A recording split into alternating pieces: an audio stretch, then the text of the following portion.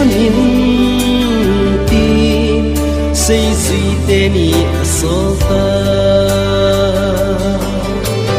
trên thân in tin xây duy tên ý số ta lúc hằng in lăng kén thật mà sangan mong kihen chu in kai thonin o kai zin man no anei ye sangan chunga ato vin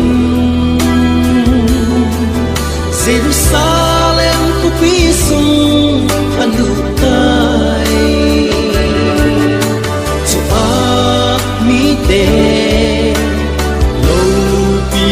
in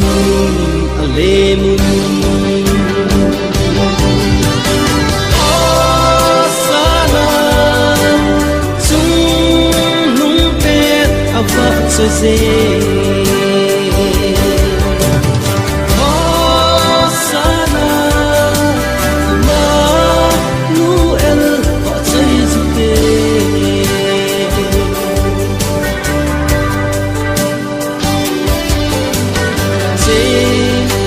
thân in tia xây duy tên ý sol vang in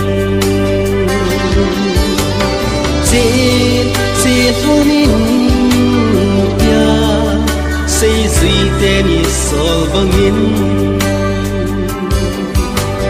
bắc in lăng lẽ cây riêng rong alem gam na tong đi ei sol ne bakain ei mang sanove ibut na kon kovi Jesu Christa nang le kay dingin kipamat laluhu ei quay bị uy Osana Emmanuel va chai jute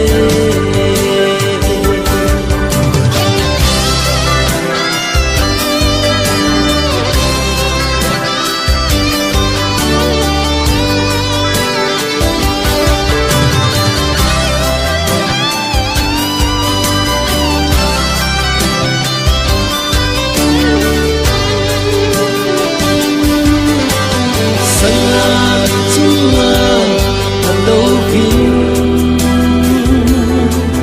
Jerusalem ku pisung alutai Chua mi te